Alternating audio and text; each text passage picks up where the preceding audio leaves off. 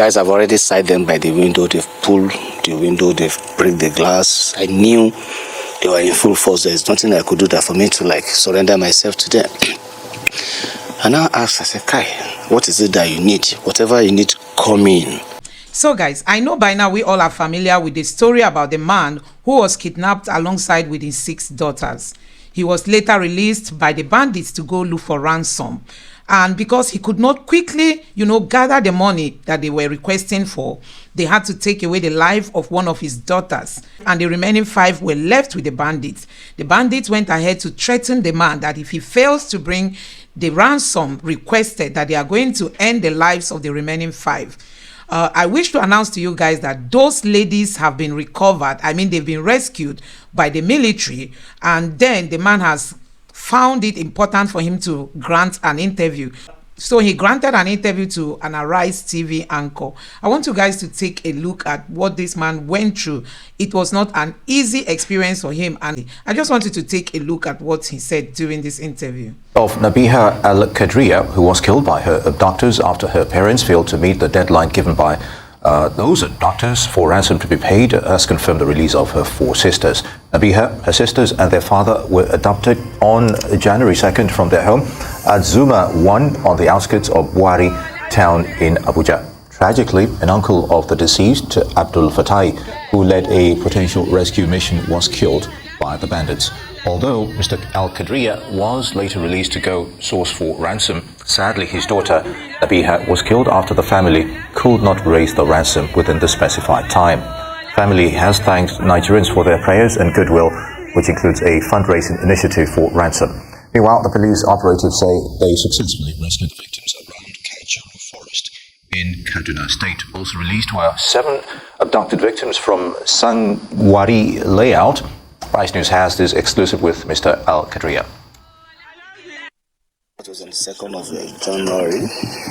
I think I came in around about 7 o'clock from town, and moving straight to observe my evening prayer, that is the Maghrib prayer. And thereafter, I think I sat down at the sitting room there just for me to relax. Then thereafter, I observed my Isha prayer. After observing the Isha prayer, I was not feeling too okay for me to take my dinner, so I was feeling very weak that day.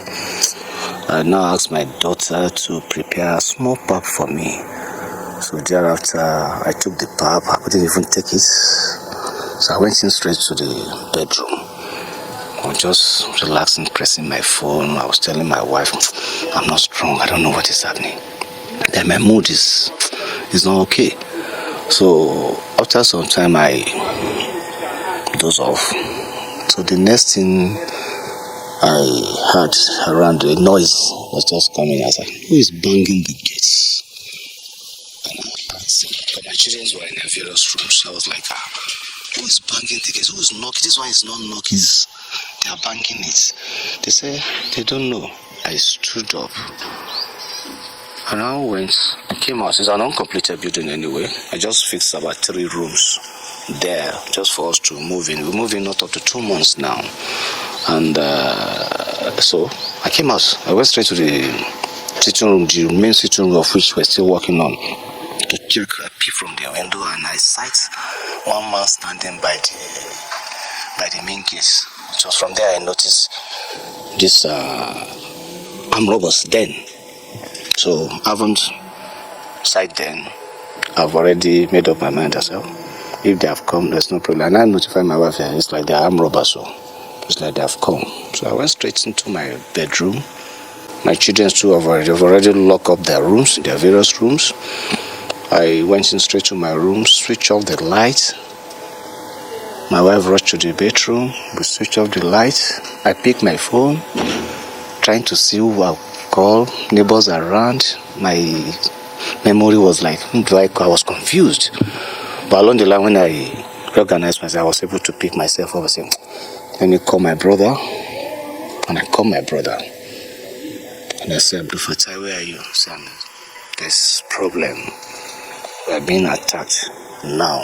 I'm robbers, thief, like that. Within 15 minutes,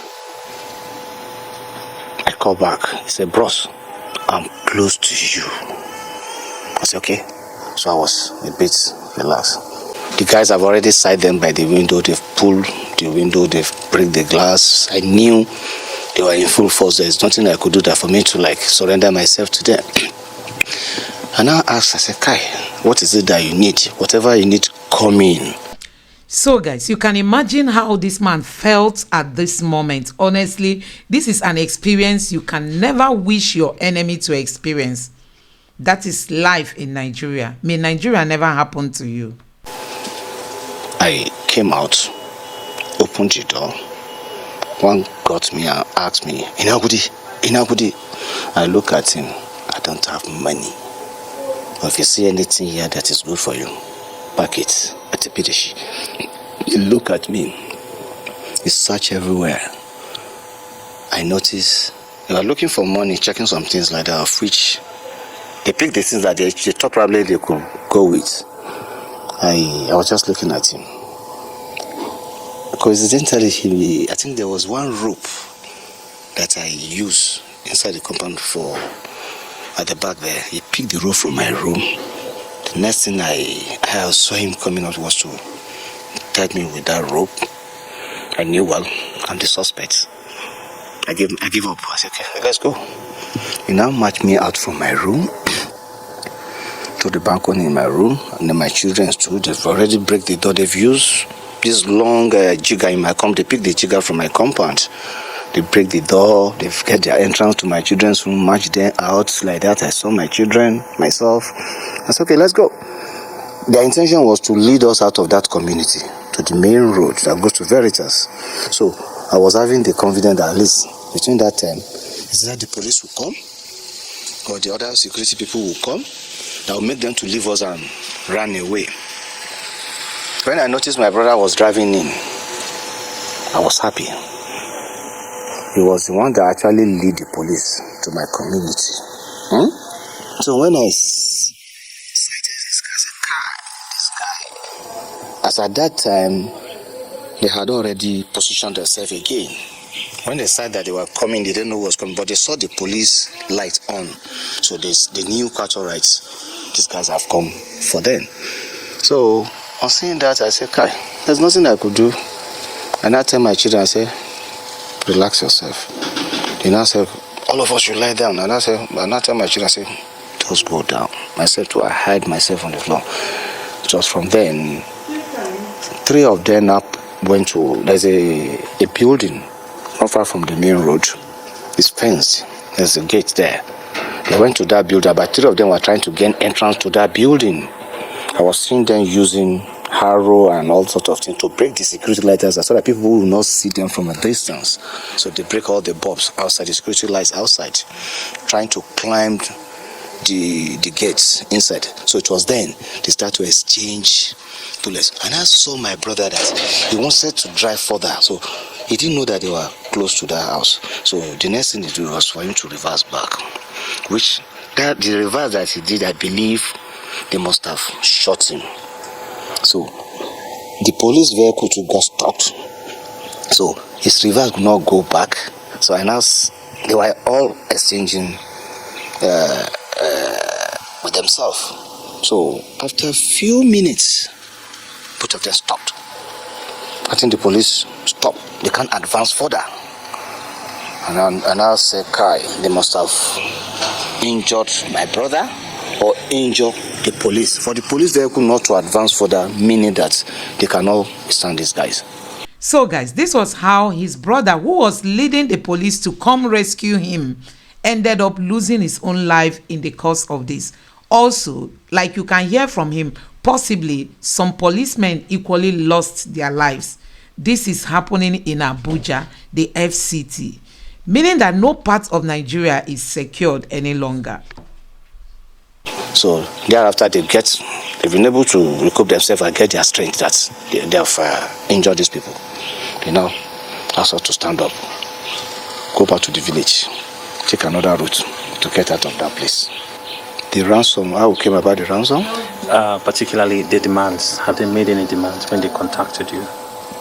I was at their camp when all this ransom of 18 was coming up. You know, that night that we went through the bush, it took us like 8 hours, 30 minutes with my children. I was not wearing any slippers. I was wearing knicker, my sports wear with t-shirt like this. So, as at the time we were going inside that bush, one of them tried to like I was trying to make friends with one of them. So, Aboki, Azuna Dalla. That one was not trying to, in the sense, I speak Yoruba. So, he was just trying to communicate to me in Yoruba. I was like, come now. What do you need? What do you need? Don't treat me like this, please. What do you need? And I said, no, you have money? You have money. But you low, but you move. One low. We're just speaking to Yoruba, just speaking it. And I said, okay. I said, if it's that one, don't worry, I'll get. Yeah. So we got to one stream. It was very. So guys, if you follow this story keenly, you will discover that this man said those that kidnapped him, they spoke Yoruba and Hausa to him. And one keeps wondering, where do you think these people could be coming from? Does it mean that some of these Fulanis have ended up learning Yoruba to the point that they could speak it very fluently? Or do we have people from different parts of the country that are equally terrorizing Abuja? This is very, very confusing at this point. But I want to tell you guys that there are a lot going on in terms of insecurity in this country.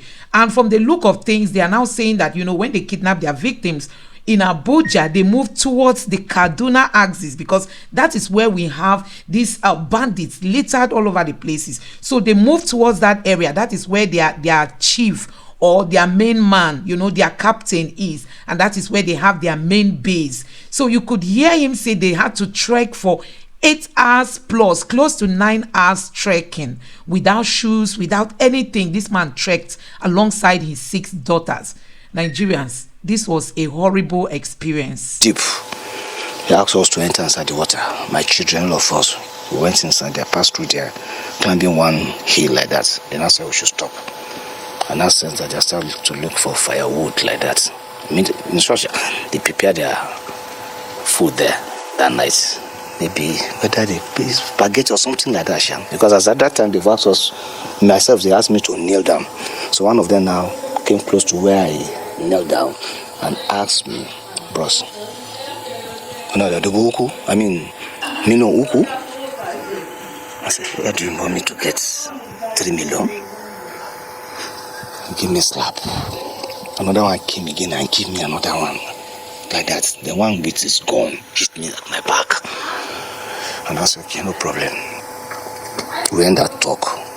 After they take their food, they asked us to relax for like 30 minutes. We now embark on another journey.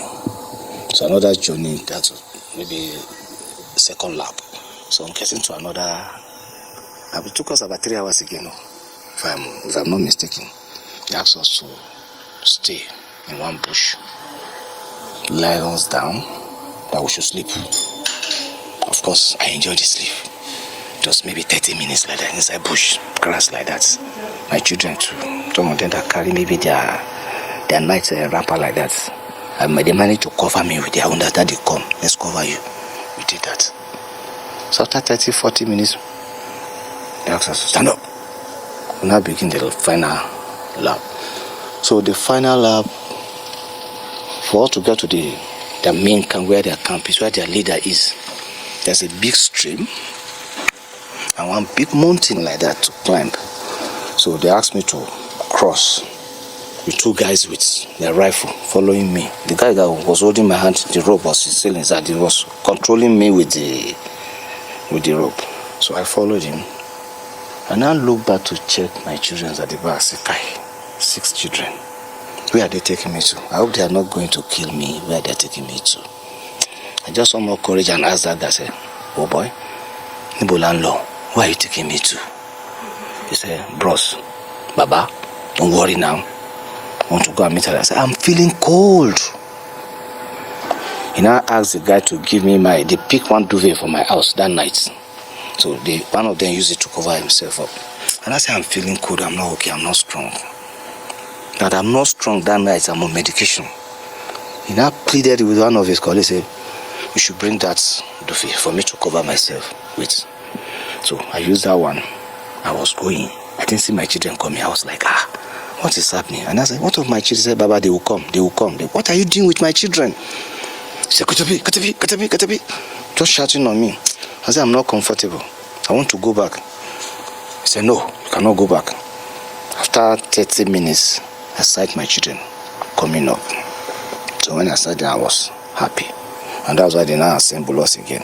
So the guy that was telling you I tried to pick as friend was like to lecture me, bros. I'm a Bogawa, listen. Just cooperate with Oga. So that Oga will release you so you go and look for the ransom. I said, okay. I said, come, but I don't have money. I'm a civil servant. He said, Oga, leave that one. You go and look for the money. I said, I'm a civil servant. I just moved into that house not up to 2 months. My children, I had earlier explained to them that if they see the parlor there, nothing is there. There's just the room that we managed to enter, not up to 2 months. We have been staying in a rental apartment for long. They asked me to go and sit down, relax, of which I did. After a few minutes, they called me that the leader wants to see me. The leader seeing me was to ask me, Zona, I've seen their stick in their hand. I knelt down in front of the leader asking me all those questions about Megidaya. I said, he said, do I know where I've come to? I said, I know now. Okay, soldier? I said, me, I'm not a soldier. It was just to know where I said, I'm just another civil servant. The house you see me staying there is for my brother. He just asked me to come and occupy the place. And it's not yet completed. He said, okay. One came from my back again and use his boots to hit me. He now started to negotiate. He now asked me how much can I offer. I said, I don't have money, but I can look for maybe 2 million to come and give you. Maybe 3 million. That's how we started. They say I have not talked. I should count my children. I'm talking of 2 million, 3 million. I should be very careful. They now start. I was starting 10 million, 5 million, 5 million. I said, where will I get the 5 million? My children, I say, Daddy, don't let them kill us. Don't let them kill us. You be very careful. So guys, you can see that you can't even wish your enemy this experience, honestly. You can imagine what this man and his children went through. And I want to equally say that, honestly, the Northerners are also complicating issues for Nigeria. If you all can remember, there was a time the UAE gave Nigeria the list of those sponsoring terrorism in Nigeria. That was during the Buhari's regime. You know, they told Nigerians, at least even if they didn't give us the complete list, they were able to capture some people in their surveillance that are aiding terrorism in Nigeria. And they handed that list over to the Buhari's government. Malami was the AGF at that time, you know, the Attorney General of the Federation. And he kept telling Nigerians that they are going to look into it, And up to today, until Buhari left office, they swept that list under the carpet. And, you know, all this insecurity is increasing. We know how much Buhari budgeted for security. Security was one of the highest during Buhari's budget, you know, and we saw all the fighter jets and the Tokados and all that they bought from the United States. And the UAE gave you a list of those sponsoring or aiding terrorism. You refuse to act. Nigerians, who is fooling who at this point? Don't forget also that even before Buhari came into office, Buhari said that any attack on Boko Haram is attack on the Northerners. And you can imagine we are still talking about ending insecurity.